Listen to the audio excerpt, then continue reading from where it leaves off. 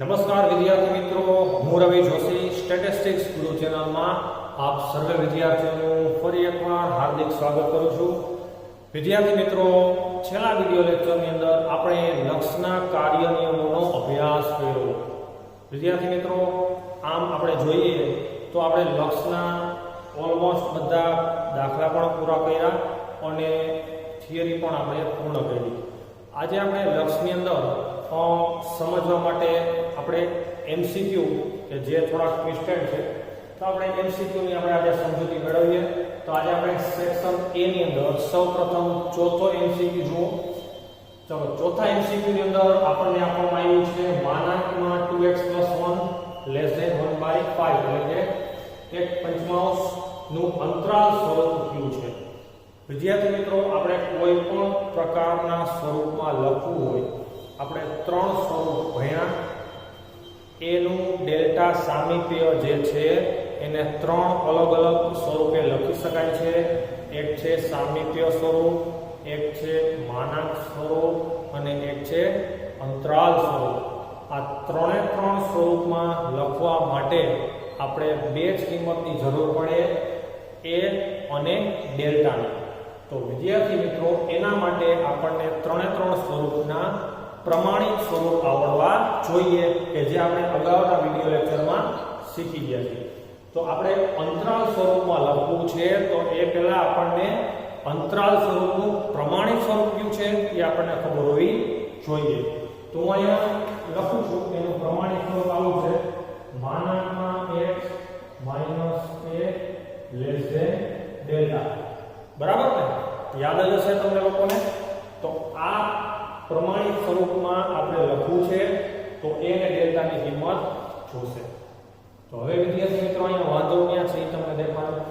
સૌપ્રથમ તો આ x ની આગળ આપણને સહગુણક આપેલો છે.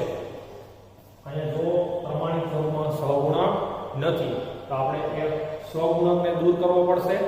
અને અહીંયા આપણે પ્રમાણિત સ્વરૂપમાં માઈનસ છે, એની જગ્યાએ અહીંયા શું છે? પ્લસ. તો સૌથી પહેલા શું કરશું? આપણે 2 ને દૂર કરીએ. તો આવી રીતના દૂર થાય. 2x છે એને 2 વડે ભાગી નાખો, વત્તા 1 ને પણ 2 વડે ભાગી નાખો, લેસ ધેન આ 1/5 છે એને પણ 2 વડે ભાગી નાખો. તમને એમ થાય કે કેવી રીતના ખબર પડે કેટલા વડે ભાગવાના છે? સાવ ઈઝી. જેટલો સહગુણક હોય, 2 હોય તો 2 વડે, 3 હોય તો 3 વડે, 4 હોય તો 4 વડે બધા પદને ભાગી નાખવાના છે. 3 પદને ભાગેલા છે. ખાસ ધ્યાન રાખજો, કોઈ પદને ભાગાકાર કર્યા વગરનું રહી ન જાય. બરાબર? ઘણા વિદ્યાર્થીઓ આટલામાં ભાગશે પણ આને નહીં ભાગે, ખોટું પડશે. ચાલો હવે આપણે જોઈએ. 2x છે ને 2 વડે ભાગવા એટલે 2 ઉડી જાય એટલે ખાલી વધશે x. વત્તા આ 1/5 રાખી, લેસ ધેન 1/5 છે, અંશનો છેદ ક્યાં વહી જાય? છેદમાં. તો અહીંયા થશે 5 × 10. ચાલો, આટલું ક્લિયર. હવે આપણે શું કરવાનું છે?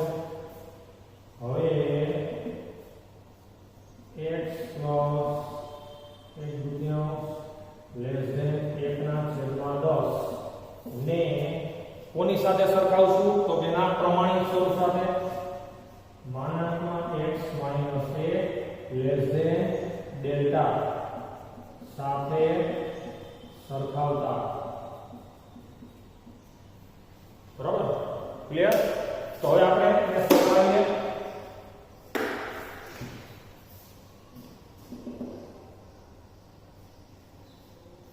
તો આપણે એને સરખાવો. તો જુઓ, a બરાબર આવશે -1/2 અને ડેલ્ટા બરાબર આવશે 1/10. ચલો, આટલું ક્લિયર. a અને ડેલ્ટાની કિંમત આપણને મળી ગઈ. હવે આપણે જો કયા સ્વરૂપમાં લખવું છે? અંતરાલ સ્વરૂપમાં લખવું છે. અંતરાલ સ્વરૂપ. ચાલો વિદ્યાર્થી મિત્રો, અંતરાલ સ્વરૂપ કયું છે? a - delta a plus delta આમાં આપણે કિંમત મૂકી દઈએ ચલો a ની જગ્યાએ કેટલા મૂકશું માઈનસ 1/2 માઈનસ ડેલ્ટા ડેલ્ટા છે 1/10 પછી અલ્પવિરામ a ફરી પાછા એટલે કે માઈનસ 1/2 પ્લસ 1/10 ચલો આનું સાદુરૂપ આપી દઈએ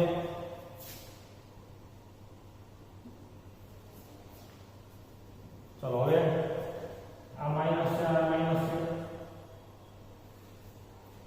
કઈ રીતના આપણે સાદુરૂપ આપશું તો સૌ પહેલા ગુણાકાર કરી નાખો 10 દુ 20 પછી આ માઈનસ છે ક્રોસ ગુણાકાર કરો 10 * 10 i માઈનસ 2 * 2 અલ્પવિરામ ફરી પાછું અહીંયા છેદમાં 10 દુ 20 ક્રોસ ગુણાકાર માઈનસ 10 * 10 વત્તા 2 * 2 આવી રીતે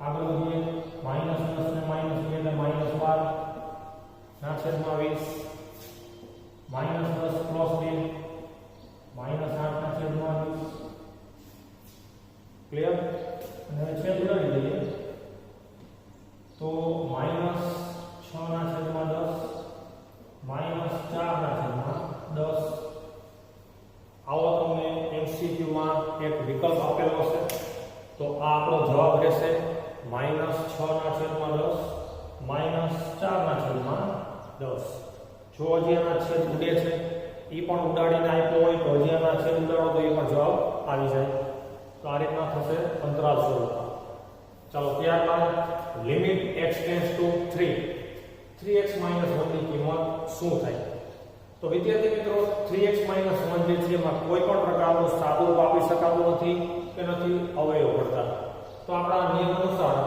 x ની કિંમત મૂકી દેવાની છે તો અહીંયા આપણે x ની કિંમત મૂકી દઈએ તો x ટેન્ડ્સ ટુ 3 છે તો અહીંયા 3 મૂકી દો -1 ચલો 3 તેરી 9 -1 અને 9 માંથી 1 જાય તો 8 તો આપણો જવાબ છે જોઈ શકો છો કેટલું ઈઝી છે MCQ માં આવું થાય ચલો એ રીતના 8મો MCQ જુઓ લિમિટ x ટેન્ડ્સ ટુ 4 વર્ગમૂળમાં આપ્યું છે આપણને 4x + 9 ની કિંમત શું થાય વિદ્યાર્થી મિત્રો સૌપ્રથમ અહીંયા જોવું અવયવ પડે છે તો કે ના કોઈ સાદુરૂપ આપી શકાય છે તો કે ના તો આપણે ડાયરેક્ટ x ની કિંમત જ મૂકી દેવાની છે તો 4 એમ રાખીએ x ટેન્ડ્સ ટુ 4 છે તો x ની જગ્યાએ 4 મૂકી દઉં +9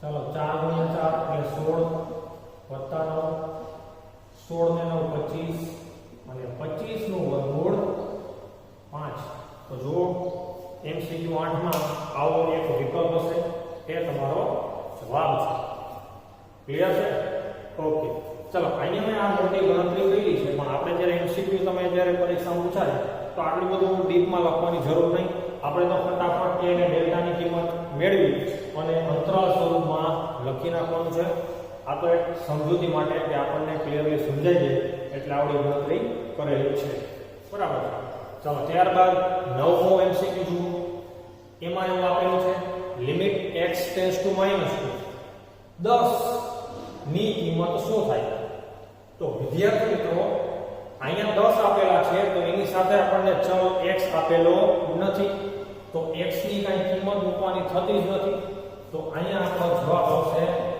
ફક્ત 10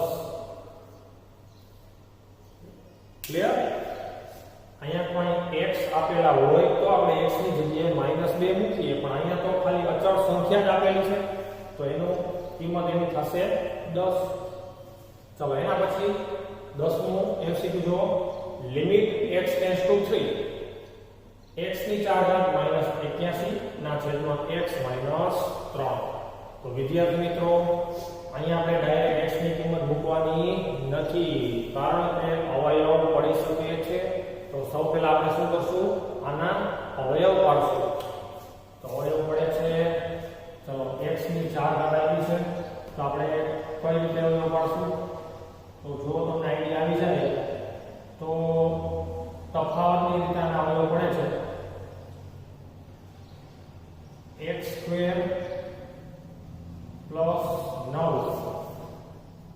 x પ્લસ 3x માઇનસ 3 આના અવયવ આમ પડે છે છેદમાં છે x માઇનસ 3.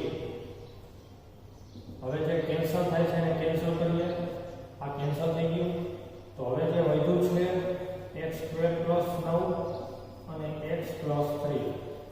આમાં હવે આપણે x ની કિંમત મૂકવી પડશે. તો x ટેન્ડ્સ ટુ 3 છે. તો x ની જગ્યાએ મૂકી દઈએ આપણે 3. x ની જગ્યાએ મૂકી દઈએ આપણે 3. ચલો અહીંયા આવશે 3 નો વર્ગ 9 વત્તા 9 3 વત્તા 3 એટલે 6. ચાલો 9 વત્તા 9 એટલે 18 ગુણ્યા 6 18 ગુણ્યા 6 એટલે 108. આ આપણો જવાબ છે. તો વિદ્યાર્થી મિત્રો આ છે લક્ષના MCQ. સરળ હોય છે. આપણે બધી પદ્ધતિ વ્યવસ્થિત શીખી ગયા છીએ તો આપણને આ MCQ સરળતાથી આવડી જાય. સ્પષ્ટ નિયમ યાદ રાખવાનો કે જ્યાં કંઈ અવયવ નથી પડતા કે કંઈ સાદુરૂપ નથી આપી શકાતું તો જ તમારે x ની ડાયરેક્ટ કિંમત મૂકવાની છે. અહીંયા તમે જોઈ શકો છો 10મા MCQ માં કે જેમાં અવયવ પડતા હતા તો સૌપ્રથમ પહેલા અવયવ પાડ્યા છે. અવયવ પાડતા ન આવડતા હોય તો આપણો અવયવ અને વિસ્તરણનો જે અલગથી વિડિયો લેક્ચર આપણે શૂટ કર્યો છે અગાઉનો એને ફરી પાછું જોઈ લેજો અને અવયવ અને વિસ્તરણને એકદમ સંપૂર્ણ ક્લિયર કરો. તો આમાં આપણે અવયવ પાડી અને છેલ્લે આપણે કિંમત મૂકી છે x ની અને જવાબ 108 આવ્યો છે. તો વિદ્યાર્થી મિત્રો આજના વિડિયો લેક્ચરની અંદર આપણે અહીંયા સુધી રાખશું.